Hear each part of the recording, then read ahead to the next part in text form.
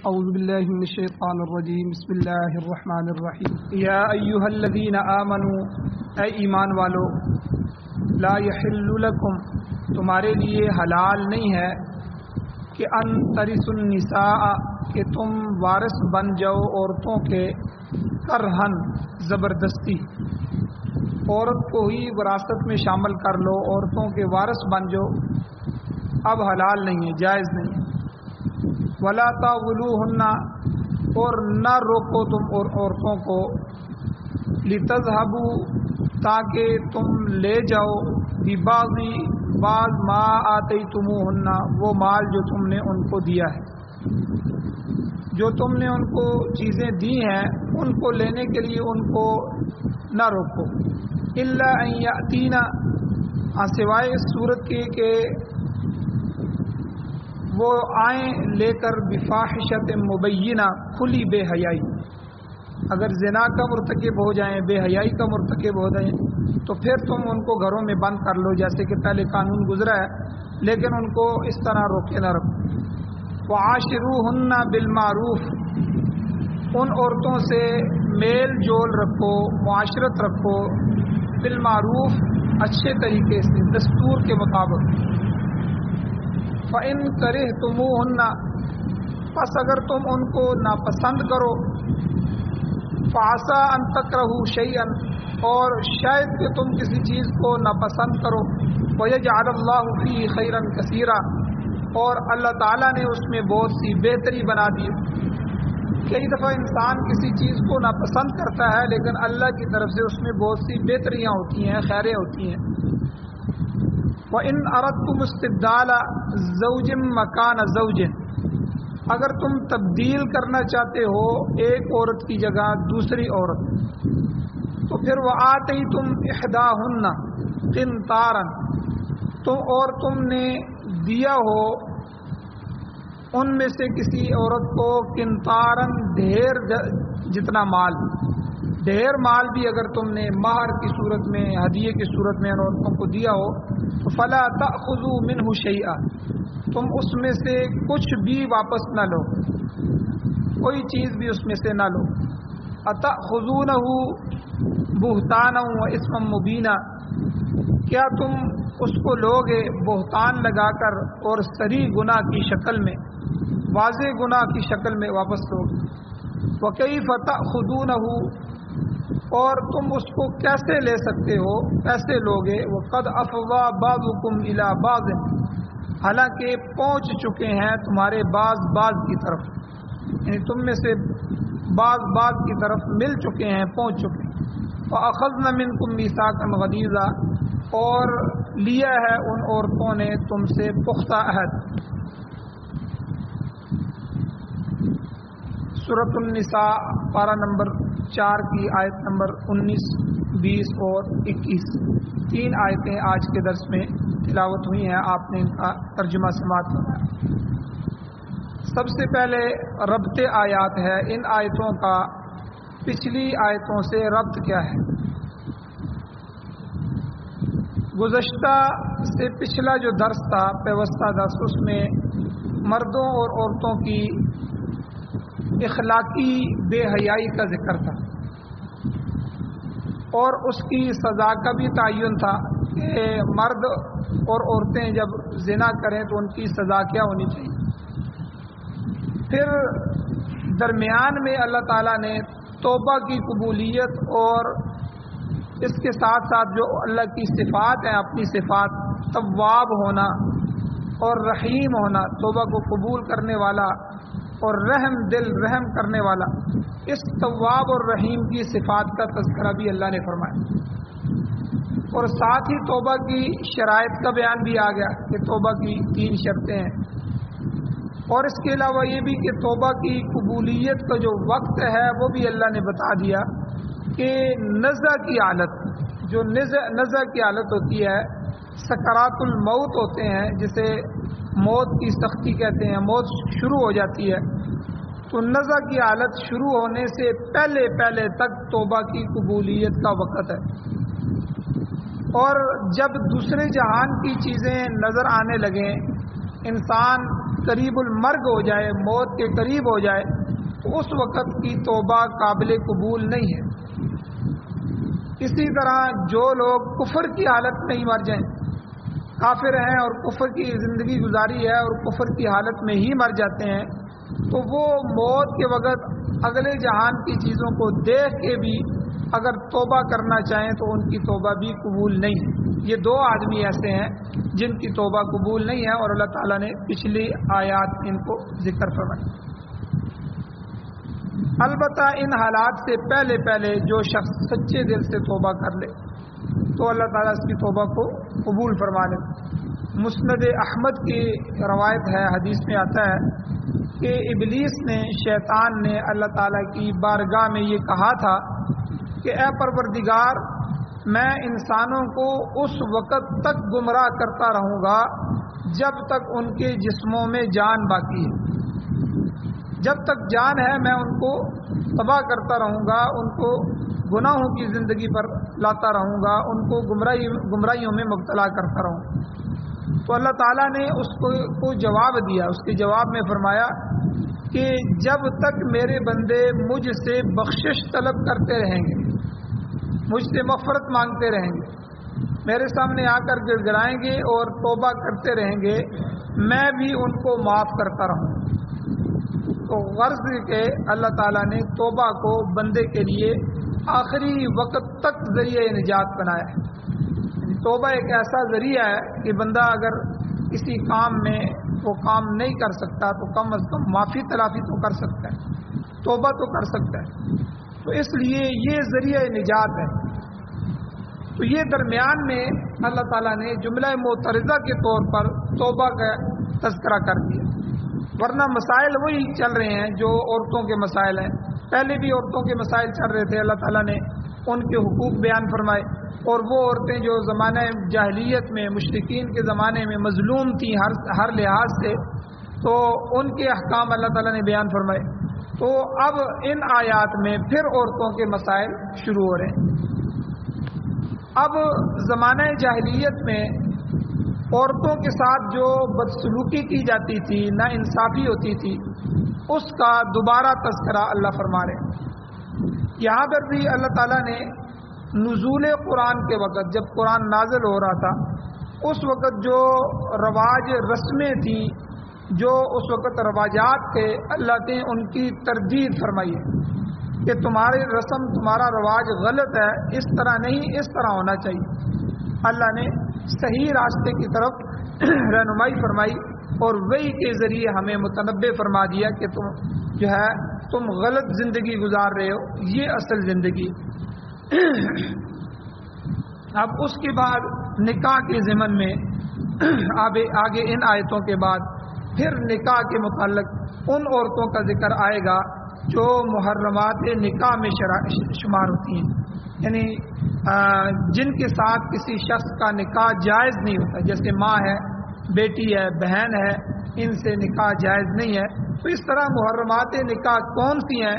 اور کون کون سی عورتیں ہیں جن سے نکاح کی رکاوٹ ہے، یہ اگلی آیات میں بیان ہو رہی۔ تو بہرحال کہنے کا مقصد یہ ہے کہ پیچھے سے بھی جو ہے وہ عورتوں کے مسائل بیان ہو رہے ہیں، اور آگے اب ان آیتوں سے بھی عورتوں کے مسائل بیان ہو رہے ہیں۔ پچھلے جو 2 درس گزرے ہیں ان میں اللہ تعالیٰ نے درمیان میں توبہ کا تذکرہ فرما دیا۔ اب ان آیات کا شان نزول کیا ہے، یہ جو آج کے درس میں تلاوت ہوئی ہیں، آپ نے ترجمہ سنا ہے، ان کا شان نزول کیا ہے، یہ کیوں نازل ہوئی ہیں، وہ کون سا واقعہ پیش آیا تھا کہ جس پر یہ آیات اتری ہیں، نازل ہوئی ہیں، وہی آئیے۔ صحیح احادیث میں آتا ہے کہ زمانہ جاہلیت میں لوگوں کی عادت یہ تھی کہ فوت شدہ شخص، جو آدمی مر جاتا، اس کے پیچھے اگر اس کا سوتیلا بیٹا،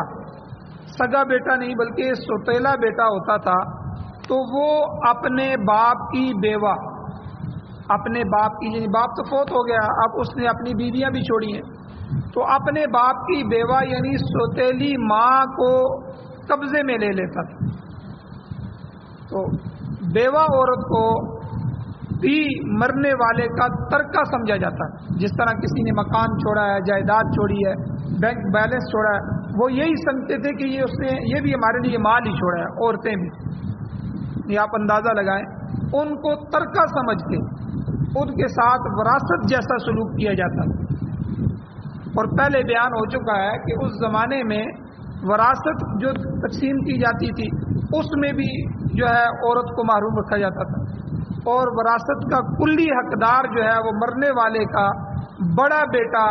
یا بھائی یا بھتیجا وغیرہ سمجھے جاتے تھے۔ چھوٹے بچوں کو بھی وراثت نہیں دیتے تھے، اور عورتوں کو تو بالکل وراثت نہیں، چاہے وہ بیوی ہے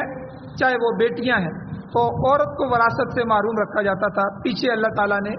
اس قانون کو بھی تردید کی اور ان کے رسم اور رواج کو بھی توڑا، اور اللہ تعالیٰ نے جو ہے وراثت کے احکام نازل فرمائے، ہر ایک کا اپنا اپنا حصہ بیان فرمایا۔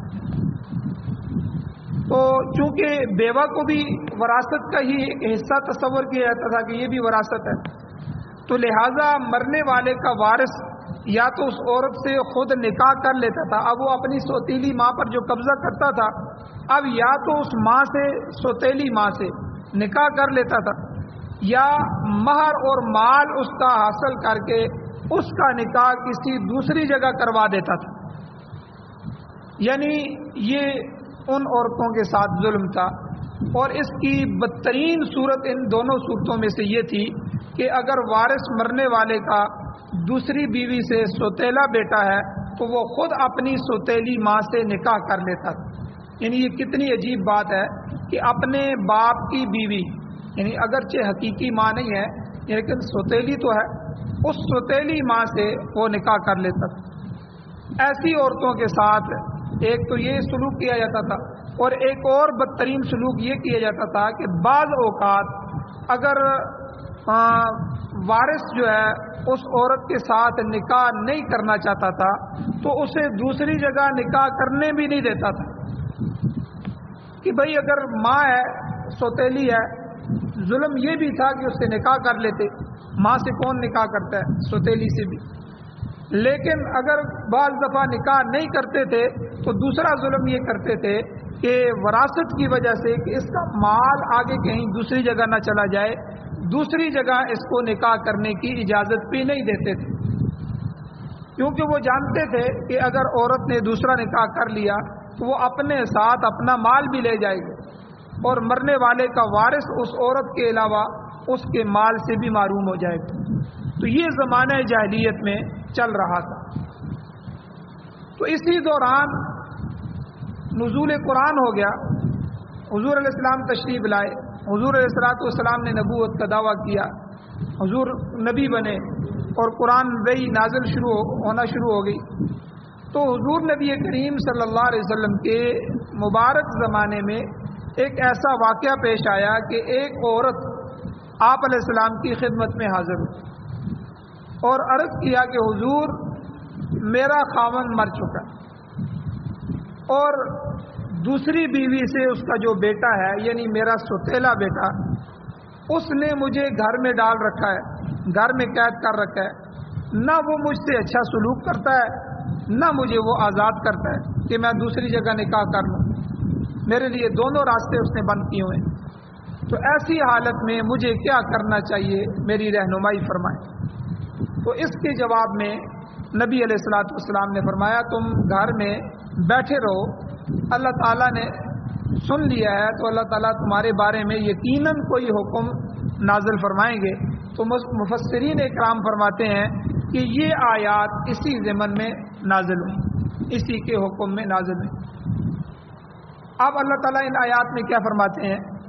اللہ تعالیٰ کہتے ہیں یا ایھا الذین آمنوا، اے ایمان والو، یعنی کافروں کو مخاطب نہیں کیا، ایمان والوں کو مخاطب کر کے اللہ حکم دے رہے ہیں کہ کافر میری بات مانے یا نہ مانے، کیونکہ وہ اسلام کو نہیں مان رہے، وہ قرآن کو نہیں مان رہے، وہ حضور کو نہیں مان رہے، تو ظاہر بات ہے پھر وہی کو بھی نہیں مانیں گے، میری بات کو بھی نہیں مانیں گے۔ لیکن تم تو ایمان والے ہو، یا ایھا الذین آمنوا، اے ایمان والو، لا یحل لکم، اب تمہارے لیے حلال نہیں ہے، تمہارے لیے اب یہ جائز نہیں ہے، ان ترثوا النساء کرہا، کہ تم عورتوں کو زبردستی وارث بنا لو، عورتوں کے زبردستی وارث بن بیٹھو، جس بیچاری کا خاوند فوت ہو گیا ہے تم اس کو بھی مال وراثت کا حصہ سمجھ کر اس پر قبضہ کر لیتے ہو اور اس سے من مانا سلوک کرتے ہو، جو تمہارے دل میں آئے وہ سلوک کرتے ہو، گھر میں بند کر لیتے ہو، اگر چاہو تو خود نکاح کر لیتے ہو، خود نکاح نہیں کرتے تو دوسروں کو بھی نہیں کرنے دیتے۔ تو اللہ تعالیٰ نے فرمایا اب یہ تمہارے لیے حلال نہیں، واضح حکم آ گیا، اب عورت تمہاری وراثت نہیں ہو، تمہارے والد نے جو مال چھوڑا ہے اس مال کو آپس میں تقسیم کرو، ان حصوں کے ساتھ حصہ رسدی جو قرآن نے مقرر فرما دیے ہیں، تو ان حصوں کے ساتھ صرف مال منقولہ اور غیر منقولہ جو جائیداد ہے ان کو آپس میں وراثت کے طور پہ تقسیم کر سکتے ہو۔ یہ تمہاری مائیں ہیں، ان کی تمہارے والد کی جتنی بھی بیویاں ہیں، 2 ہیں 3 ہیں 4 ہیں، یہ تمہاری مائیں ہیں، حقیقی مائیں نہ صحیح سوتیلی مائیں ہیں، لیکن ان کا اب تمہارے اوپر یہ حق نہیں ہے کہ باپ کا مال سمجھ کے ان پہ قبضہ کر لو اور وراثت میں اپنے حصے میں لے لو۔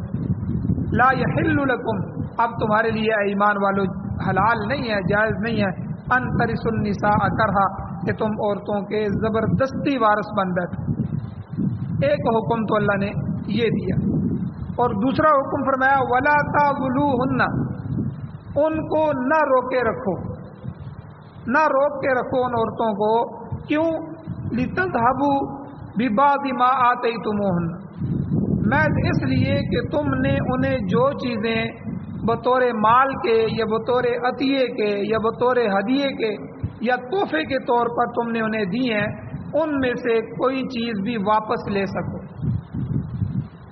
ولا تعضلوہن، یعنی اس وجہ سے ان کو نہ روکے رکھو تاکہ لتذهبوا، تم لے لو بعض وہ چیزیں ما آتیتموہن جو تم نے ان کو دی ہیں، یہ بھی تمہارے لیے حلال نہیں ہے۔ دونوں حکم لا یحل لکم کے اندر آتے ہیں، یہ تمہارے لیے جائز نہیں ہے۔ تو اسی لیے وہ دوسرا نکاح کرنے کی بھی اجازت نہیں دیتے تھے کہ ان کا مال جو ہے وہ ان کے ساتھ چلا جائے گا۔ فرمایا یہ بیوہ عورتوں کے ساتھ سخت نا انصافی ہے، ایسا مت کرو۔ اور تمہارے باپ نے جو چیز تمہاری والدہ کو دی ہے اب وہ ان کا ہے، وراثت میں جو حصہ آئے گا وہ الگ ہے۔ مثلا اپنی زندگی میں آپ نے اپنی بیوی کو جب نکاح کیا تو حق مار دیا، اب وہ جتنا 200 تولے سونا، 4 تولے سونا، 10 تولے سونا حق مار میں لکھا ہے وہ بیوی کا ہے،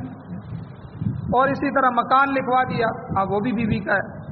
اور پھر نکاح ہو گیا، زندگی گزر رہی ہے، آپ نے کوئی ہدیے آ کے اس کو دیے، کوئی نئی چیز خرید کے لا کر اس کو دے دی، تو یہ ہدیے عطیے تحفے حق مار اور مال یہ سارا اللہ فرماتے ہیں تم عورتوں کو اس لیے روک کے رکھتے ہو کہ اب یہ گھر سے نکل کر جہاں یہ جائے گی اس کے ساتھ چلے جائے، جو مار 10 تولے دیا ہے اس نے دوسری جگہ نکاح کرنا ہے تو اپنا سونا بھی لے جائے گی، اور یہ مکان جو والد نے والدہ کے نام کروایا تھا اب یہ جائے گی کسی جگہ اور نکاح کرے گی، یہ تو اس کا حق ہے، حصہ بن جائے گا، یہ وراثت تو نہیں ہے۔ تو اس لیے اللہ نے فرمایا کہ ولا تعضلوہن، گھر میں ان کو بند نہ رکھو، روکے نہ رکھو۔ آگے اللہ نے فرمایا مجھے پتہ ہے تم کیوں روکتے ہو، لتذهبوا ببعض ما آتیتموہن، تاکہ تم بعض وہ مال حاصل کر لو جو تم نے ان کو دیا ہے، یعنی تمہارے والدین نے باپ نے ان کو دیا ہے۔ تو یہ دونوں حکم جو اس عورت نے آ کے حضور کے سامنے عرض کیا تھا کہ اے اللہ کے نبی میرے خاوند فوت ہو گئے ہیں، اب ستیلا بیٹا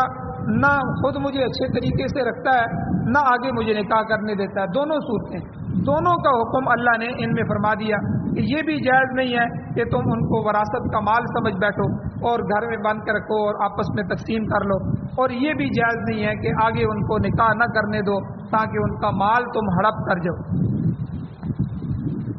آگے عورت کو گھر میں روک کر رکھنے کی ایک جائز صورت اللہ نے بیان فرمائی، اسی کے ساتھ اس کی اجازت دی، وہ کیا ہے؟ الا ان یاتینا بفاحشۃ مبینہ، ہاں ایک صورت ہے کہ وہ کسی صریح اور واضح بے حیائی کا ارتکاب کر بیٹھیں، عورتیں زنا کا ارتکاب کر بیٹھیں اور برائی اور فحاشی میں مبتلا ہو جائیں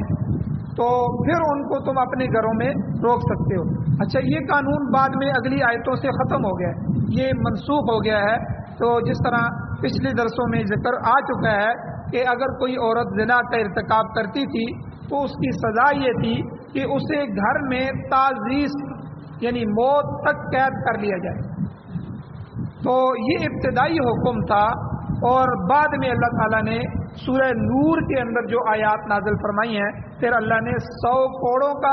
اور رجم کی سزاؤں کا ذکر کیا ہے، تاکہ ان سزاؤں کو نافذ کر کے قید و بند والا یہ جو حکم ہے اللہ نے اس کو منسوخ کر دیا کہ اگر شادی شدہ عورت اور مرد زنا کرتے ہیں، بے حیائی کرتے ہیں، اب یہ حکم نہیں رہا، اب حکم نیا آ گیا ہے کہ ان کو سنسار کیا جائے، پتھر مار مار کے ان کو مار دیا جائے، یہ اسلامی سزا ہے. اور اگر غیر شادی شدہ جوڑا یا کوئی عورت مرد آپس میں یا کسی جگہ زنا کرتے ہیں تو ان کو جو سزا دی جائے گی وہ 100 کوڑے سزا دی جائے گی، اور 1 سال کی جلاوطنی کہ اس کے علاقے سے نکالا جائے کہ یہاں سے چلے جاؤ دوسری جگہ، 1 سال کے بعد آ سکتے. تو یعنی پہلے یہ حکم تھا، اسی کو یہاں اللہ تعالیٰ نے ان آیات میں ذکر فرمایا کہ عورتوں کو تم گھر میں نہیں روک سکتے، ان کو اپنی وراثت نہیں بنا سکتے. ہاں ایک صورت وہی اللہ نے دوبارہ ذکر کر دی، الا ان یاتین بفاحشۃ مبینہ، ہاں اگر وہ صریح واضح اور کھلی بے حیائی میں مرتکب ہو جائیں، ان کا ارتکاب اور فعل کر بیٹھیں تو پھر تمہارے لیے، اور پھر میں نے بتا دیا یہ ابتدائی حکم تھا، بعد میں منسوخ ہو گیا. تو فرمایا کہ ایسی عورتوں کو تم روک نہیں سکتے. عدت گزارے گی عورت جس کا خاوند فوت ہو گیا، تمہارا والد فوت ہوا ہے اور جو ہے اب اس کی عدت ہوگی 4 مہینے 10 دن. 4 مہینے 10 دن عدت اسی گھر میں گزارنے کے بعد عورت آزاد ہے، وہ جہاں چاہے نکاح کر سکتی ہے، اس کو کوئی بھی دنیا کی طاقت نہیں روک سکتی، وہ آزاد عورت. اللہ نے کتنے زبردست احکام نازل فرمائے. یہی عورت اسلام کے آنے سے پہلے غلام تھی اور غلاموں سے بھی بدتر درجہ تھا اس کے ساتھ. تو لیکن اللہ تعالیٰ نے اس کے لیے آزادی کے احکام نازل فرمائے. سورہ بقرہ میں بھی یہ احکام گزر چکے ہیں کہ ایسی عورتیں اپنے متعلق بہتر رائے قائم کرنے کی مجاز ہیں، ان کو اجازت ہے کہ وہ اپنے بارے میں بہتر رائے قائم کریں. اگر اسی گھر میں رہنا چاہیں تو ٹھیک ہے، اگر کسی جگہ نکاح کرنا چاہیں تو ٹھیک ہے، اگر والدین کے گھر میں واپس جانا چاہیں تو ٹھیک ہے، جو صورت بھی اختیار کریں تو ان پر کوئی پابندی نہیں لگائی جا سکتی. تو غرض ہے کہ اللہ تعالیٰ نے یہ فرما دیا کہ بیوہ عورتوں پر کسی قسم کا جبر نہیں ہونا چاہیے، کسی قسم کی زبردستی نہیں ہونی. ہاں ایسی عورتوں سے جان چھڑانا ہے تو ایک طریقہ ہے. اللہ تعالیٰ نے فرمایا کہ تمہارے لیے اللہ نے خلا کا موقع پیدا کر دیا. خلا، اگر کوئی عورت بے حیائی کا ارتکاب کرتی ہے تو ایک نیک اور متدین آدمی، دیندار آدمی، اس کے لیے اس سے نباہ مشکل ہو جاتا ہے. عورت اگر غلط کام میں مبتلا ہو جائے تو شریف آدمی تو مر جاتا ہے، ٹھیک ہے، اسے وہ رکھ نہیں سکتا. تو ایسی صورت میں اگر ان سے جان چھڑانی ہے تو خلا کے ذریعے علیحدگی اختیار کی جا سکتی. تو خلا میں پھر کیا ہوگا کہ خلا کے لیے تم ان کو ادا کرو وہ مہر اور مال یا اس سے زیادہ جو بھی ہے اس کا مطالبہ تم کر سکتے ہو. جو کچھ بھی مال آپ نے عورت کو دیا ہے، یعنی پہلے اللہ نے بیان فرمایا جو کچھ بھی عورت کو تم دے چکے ہو وہ اپنی بیویوں سے طلاق کی صورت میں نہیں لے سکتے، یا وفات تمہاری ہوگی یا تو تمہارے وارث نہیں لے سکتے، وہ اس کا حق ہے. اب اللہ نے فرمایا کہ اگر تم بیوی سے جان چھڑانا چاہتے ہو اور وہ تم سے جان چھڑانا چاہتی ہے کہ ایک دوسرے سے نباہ نہیں ہو سکتا، اب جو ہے مشکل ہو گیا ہے، اب خاوند بیوی کو طلاق بھی نہیں دے رہا، تو بیوی خلع کا مطالبہ کر سکتی ہے کہ بھئی وہ قاضی کے پاس جائے کہ میرا خاوند ہے، مجھے صحیح طریقے سے رکھتا بھی نہیں ہے، میرے حقوق بھی ادا نہیں کرتا، یا جو ہے مجھے چھوڑتا بھی نہیں ہے، تو اس لیے میں خلع کا مطالبہ کرتا ہوں. تو خلع میں پھر جو مال،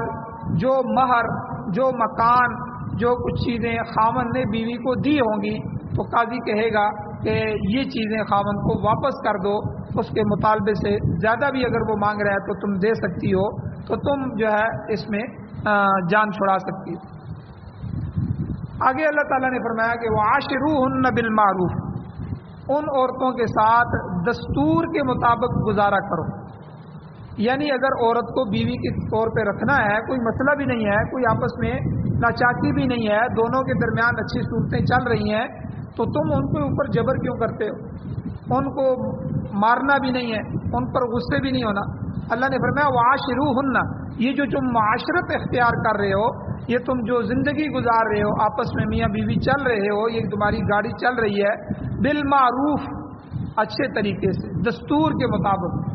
उनसे बेहतर तौर पर मेल जोल रखो, किसी किस्म की ज्यादती ना करो, उनके हुकूक तुम अदा करो और उनकी किसी भी सूरत में हक तलफी ना करो, उनका हक ना ज़ाया करो। ये भी औरत के हुकूक में से है। और अल्लाह ताला ने इस हक को भी यहाँ बयान फरमाया कि आपने अगर औरत को रखना है, ना आप तलाक देते हैं, ना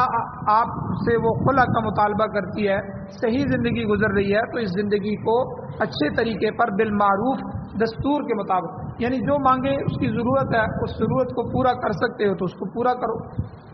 और खाने पीने में किसी किस्म की तंगी पैदा ना करो।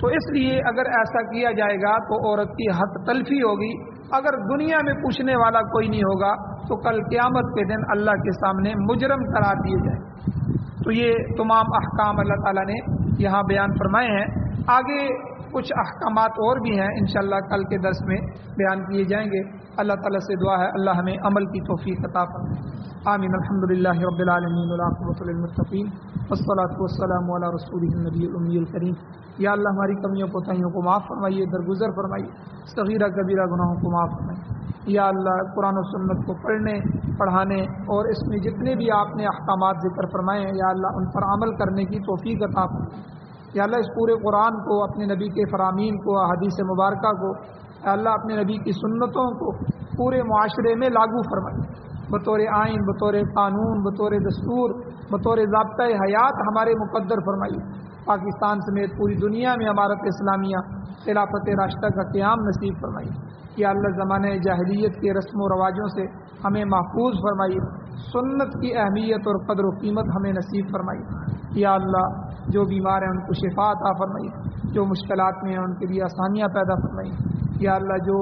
फौत हो चुके हैं, या अल्लाह उन सब की बख्शिश फरमाइए। या अल्लाह हमारी दुआओं को महज़ अपने फضل व करम से कबूल फरमाइए। सल्लल्लाहु तआला अला खैरि खल्क़िही मुहम्मदिन व आलिहि व अस्हाबिही अजमाइन बिरहमतिका या